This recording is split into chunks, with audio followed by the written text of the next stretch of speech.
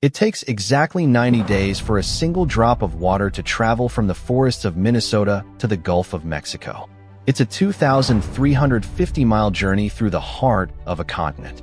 But twice in the last 20 years, during Hurricanes Katrina and Isaac, this massive force of nature did something impossible. It stopped. It stood still. And then, it started flowing backward. Most people see the Mississippi as a scenic backdrop or a target for flood news. But to the world's elite strategists, this is the hydrological engine of hegemony. It is the primary reason the United States became the world's first accidental superpower. In the next few minutes, we are going to show you the side of the Mississippi that the history books missed. We'll look at the 80-20 rule, how 80% of this river is a silent, $400 billion money printing machine, and why the other 20% is a ticking geological time bomb that could bankrupt the American economy overnight. From the Egypt of America to the secret six-figure careers where you can earn $246,000 a year without a college degree. This is the story of the river that built an empire. The Mississippi. In global power, distance is a tax. If you have to move goods over mountains or deserts, you're losing. But the U.S. hit the jackpot. The Mississippi and its tributaries create nearly 25,000 kilometers of navigable waterways, more than the rest of the planet combined. Here is the math that makes America overpowered. A single gallon of fuel can move 1 ton of cargo 647 miles by barge. By truck, only 145 miles. In 2025, river freight costs are as low as 1 cent per ton mile, while trucking hits 15 cents. Look at this. A standard 15-barge tow carries the same load as 1,050 semi-trucks. But in the deep waters of the lower Mississippi, the ACBL Mariner, the most powerful towboat ever built, can push 64 barges at once. That's a 4,000-truck convoy moving without a single driver on a highway or a penny spent on road repairs. This is why American corn and soy remain the cheapest on the global market, even when shipped halfway around the world. The Mississippi doesn't just transport wealth, it creates it. Over millions of years, the river has acted as a continental funnel, depositing nutrient-rich silt into a massive embayment.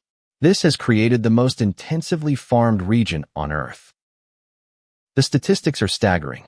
The Mississippi Basin produces 92% of all U.S. agricultural exports. It provides 78% of the world's feed grain. But this productivity requires a massive amount of fuel, nitrogen, and phosphorus. Because the river drains all or part of 31 states, it carries every drop of runoff from those millions of acres of farmland.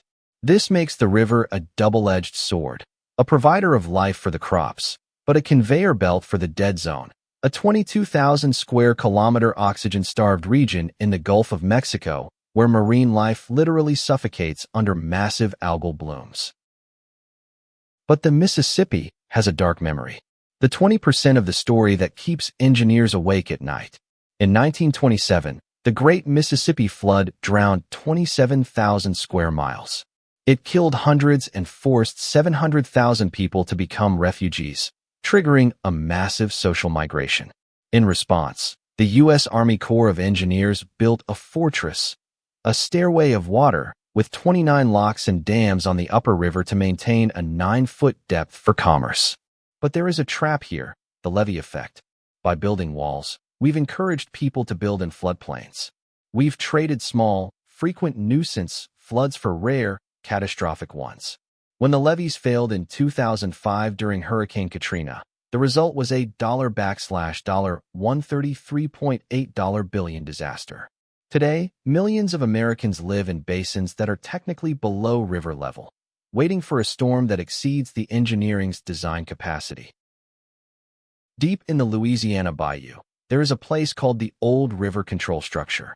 This is the U.S. government's most desperate battle against gravity. Rivers naturally want to take the steepest, shortest path.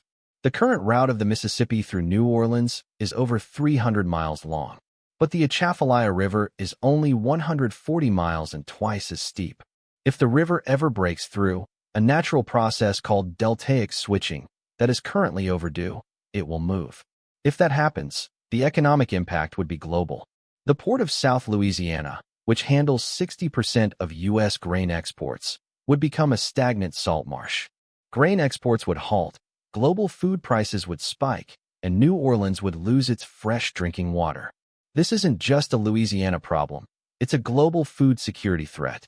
In 2026, we are finally learning that we cannot tame the Mississippi. We can only partner with it. If you enjoyed this deep dive into the geography of power, hit that subscribe button and tell us, would you ever dare to pilot a tow of 60 barges down the Father of Waters? See you in the next one.